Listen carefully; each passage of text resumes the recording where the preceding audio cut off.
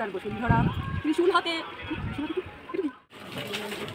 আর কিছু নিতে হবে। সো হ্যালো গাইস, সবাইকে জানাই গুড মর্নিং। নতুন দিনে আবারও একটা নতুন ভিডিও নিয়ে চলে আসলাম। আর এই মাছালা কাকা প্রায় দিন পাড়াতে ঢুকবে আর মাছ মাছ করে এত জোরে চেল্লাবে, মাঝে মধ্যে আমি ছুটে ছুটে দেখতে আসি যে কাকা কি মাছ নিয়ে এসছে।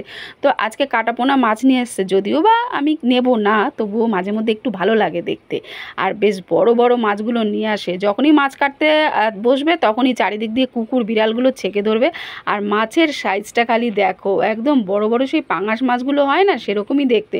তো টুকির বাবা সকালবেলা ওই কাটাপোনা মাছ ঘরে নিয়ে এসছে। আজকে আমার রান্না চাপাতে একটুখানি দেরি হয়ে গেছে, কারণ সকালবেলা সমস্ত কাজবাজ করে যখন ফোনটা একটু হাতে নিই না, এক এক সময় না একটু দেরি হয়ে যায়। আমার মাথায় নেই টুকি ওর বাবার দোকানে যাবে, খাওয়া দাওয়া করে যাবে। তো কোনো রকমে একটুখানি ওই মাছ ভাজা, তারপরে কাঁচা পেঁয়াজ লঙ্কা দিলাম, ভাত দিয়ে গরম গরম ভাত দিয়ে তাই খেয়ে এই যে এখন ওর বাবার দোকানে রওনা দিচ্ছে।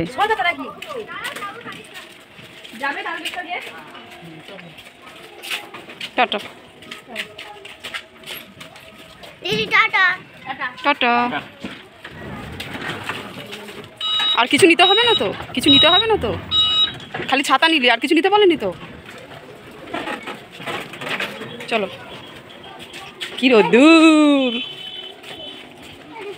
কাল ঝড় বৃষ্টিতে শান্তি দিয়েছে, আজকে আবার রোদ্দুর। চ আগে আগে চ।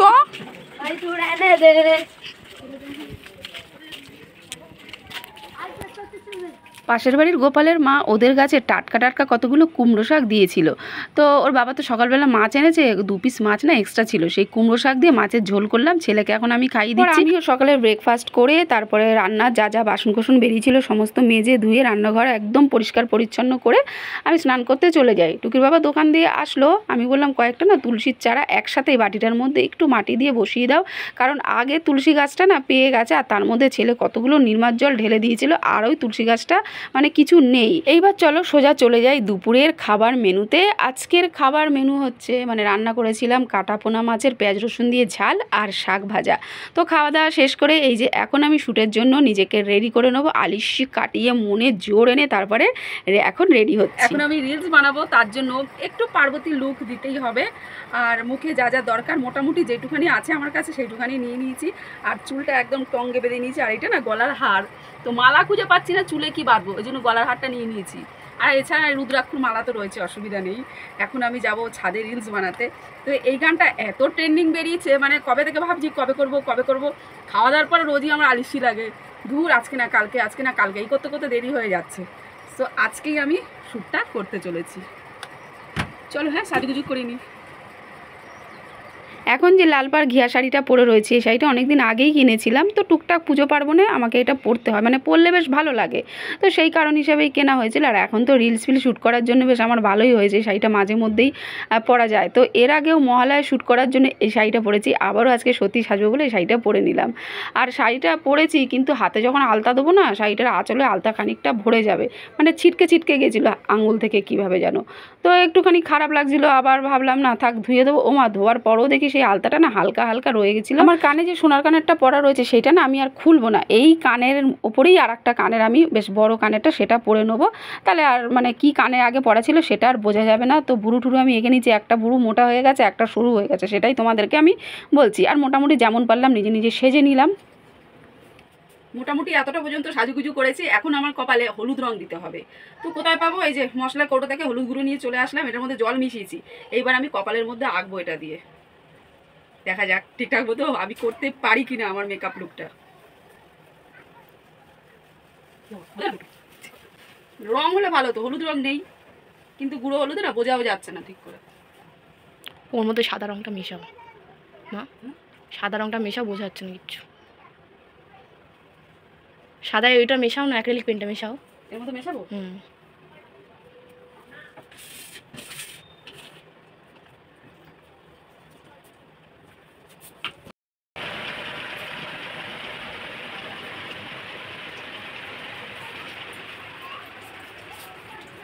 পুরোপুরি রেডি। এখন আমি রিলস বানাবো সতীর হাতে, সতীর কাছে বাধা ছাড়া, কপালে তার বসুন্ধরা, ত্রিশূল হাতে, ত্রিশূল হাতে কি একটু কি ভুলে গেছি, ত্রিশূল হাতে জটা। দেখ, তো চলো রিলসটা যখন ছাড়বো তখন তো তোমরা দেখতেই পাবে। I am very very excited রিলসটা বানানোর জন্য। পুরো দেখো কেমন লাগছে লুকটা, অবশ্যই কিন্তু জানিও। হ্যাঁ, তুমি গানটা একটু শোনা আমাকে। ব্যাকগ্রাউন্ডটা একটু সবুজ সবুজ হলে বেশি ভালো লাগে দেখতে। ফুল গাছ হলে আরও ভালো হতো, কিন্তু ফুল গাছ তো নেই। তা বললাম যে পেঁপে গাছটা হয়েছে, পেঁপে গাছটার সামনে আমি এখন 1-3টা করবো, আর টুকি আমার ভিডিওটা শ্যুট করবে। চালতা গাছটা কিছু নেই, না তো চালতা গাছটার সামনেই করা যেত।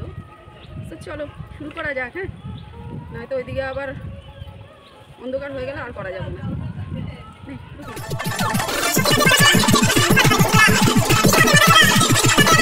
আমাকে না কীরকম একটা লাগছে, বেশ ভালো লাগছে। ডিপ মেকআপ, তারপরে আর এই পার্বতী রূপ সাজ, বেশ ভালোই লাগলো। আর রিলস আমার করা হয়ে গেছে। তো রিলস বানাতে গেলে ভাবি কি মনে হয় একবার গান শুনলেই হয়ে যাবে, কিন্তু না, বহুবার প্র্যাকটিস করা, বহুবার আর কি গানটা শোনার পর তারপরে লাস্টে গিয়ে ঠিক হয়। তো মেয়ের আজকে পড়া আছে 6টা থেকে না 5টা থেকে পড়া আছে, তবু আমি জোর জার করে নিয়ে আসলাম, তুই আগে চল আমার রিলসটা ভাই তুই একটু শ্যুট করে দিবি। তো শ্যুট করে দিলাম, আমি ভাবলাম তো তাড়াতাড়ি হয়ে যাবে, কিন্তু না, ওই যে বললাম বানাতে আসলেই তখন এখানটা হয়নি ওখানটা হয়নি, অনেকক্ষণ টাইম লেগে যায়। তো যাই হোক, ফাইনালি আমার শ্যুট কমপ্লিট হলো। আর এই যে সাজটা সেজেছি, তো একটুখানি কয়েকটা ফটো তুলে নিলাম, কারণ এরকম সাজ তো আর ডেলি ডেলি হবে না, ফেসবুকে ছাড়তে পারবো এই বা স্টোরিতে দিতে পারবো। সো চলো এইবার গিয়ে খোলা যাক। বেশ অদ্ভুত টাইপের লাগছে। জিনা থাকলে ভালো হতো, কিন্তু জিনা তো ঘুমোচ্ছে। যা খুলে গেল। এই মালাটা কবেকার, সেই এর আবার কানের ছিল, কানেরটা গেছে হারিয়ে, কিন্তু গলার মালাটা রয়েছে। তো এটাই খোপার মধ্যে বাঁধলাম, ভালো লাগছিল, এই হাড়ের সাথে না মানিয়ে গেছে। এখানটা গাডার বেঁধেছি, সতীর কাছে বাঁধা সারা কপালে তার বসুন্ধরা।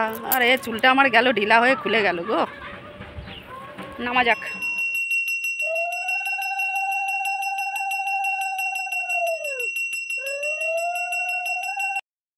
আজ অনেক দিন বাদে সন্ধ্যাবেলা একটু দুধ চা করলাম, খুব ইচ্ছা করছে যে দুধ চা খাই। তার জন্য এই যে না প্যাটিস নিয়ে আসলাম, যা যা যা, তার জন্য প্যাটিস নিয়ে আসলাম। তো এই প্যাটিসটা দিয়ে দুধ চা খেতে ভালো লাগে। আর একটা প্যাটিস আছে সুজি প্যাটিস, ওটা আবার ভালো লাগে না ঠিক, কারণ সুজিগুলো মিষ্টি মিষ্টি, আর চায়ের মধ্যে দেবো সেই চাটা মিষ্টি লাগে না। আর ওই যে ঈশানবাবুকে একটু রুটি করে দিলাম, দুধ রুটি অর্ধেক খাওয়া হয়ে গেছে, আর একটুখানি রয়েছে, বললো হিসি পেয়েছে করতে গেল।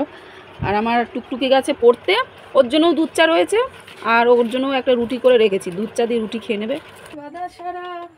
কপালে তার বসুন্ধরা।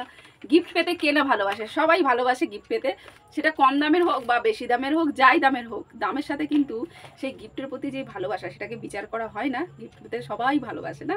তো কেন বলছি টুকি যখন মাধ্যমিক পরীক্ষা দেয়, তো তার আগে টুকির বাবার দোকানে না একটা জেঠু মানে মাঝে মধ্যেই আসতো, গল্প করতো, লাইটার গ্যাস ট্যাস ভরে, তো সেই কারণে টুকির বাবার সাথে আলাপ হয়ে গেছে, এবং মাঝে মধ্যেই মেয়ের খবর নিত, মানে বাবার কাছ থেকে মেয়ের খবর নিত। তো ওর বাবা বলেছিল এই তো মেয়ে পরীক্ষা দিতে যাবে, তো ওই জেঠু না একটা পেন গিফট করেছিল, বলছিল যে দাঁড়া নাড়াস না, তো বলছিল যে তোর মেয়ে যখন পরীক্ষা দিতে যাবে এই পেনটা আমি গিফট করলাম, লিখতে বলিস। তো পরীক্ষা দেওয়া হয়ে গেছে, এবার মাঝে মধ্যেই জেঠুটা আর কি খোঁজ নেয়, কিরে কেমন পরীক্ষা দিয়েছে বা কেমন হয়েছে। আর সেদিনকে খোঁজ নিচ্ছে, রেজাল্ট তো বেরিয়েছে, কেমন নাম্বার তুললো। তোর বাবা বললো ভালোই নাম্বার তুলেছে, ফার্স্ট ডিভিশন গেছে। আর তখন ওই জেঠু বলেছিল ঠিক আছে, এই আজকের দিনে ঠিক বেলা 11টার সময় তোর মেয়েকে তোর দোকানে আসতে বলবি। আর ওই জেঠুটা না ভীষণ শিক্ষিত, পড়াশোনাটাকে ভীষণ ভালোবাসে, আর শোনে মাঝে মধ্যে বাবার কাছ থেকে মেয়ের কথা। তো সেই হিসাবে যাই হোক আজকে বলেছে যেতে, মানে রেজাল্ট ভালো করেছে সেই হিসাবে বলেছে আজকে যেতে। তো টুকি তো 11টার সময় গেল, দেখলেই তো। তো যাওয়ার পর খানিকক্ষণ বাদে ওই জেঠুটা আসে, এসে টুকিকে এই ওয়াচটা গিফট করে। বলতে বলতে তোমাদের সাথে কথা বলতে বলতে আমি বন্ধই করে রেখেছি। দারুণ হয়েছে ওয়াচটা। ওই জেঠুকে আমি কোনোদিন দেখিনি, তবুও আমার তরফ থেকে জেঠুকে জানাই অনেক অনেক শ্রদ্ধা। আর এই যে ওয়াচটা খুলে দেখাই,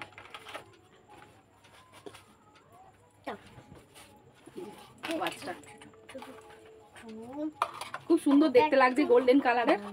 টুকি কিছুদিন আগেই বলছিল মা আমি এরকম ধরনের একটা ওয়াচ নেবো, ওর একটা আছে বেল্টের, কিন্তু এরকম ধরনের ছিল না, যাক হয়ে গেল।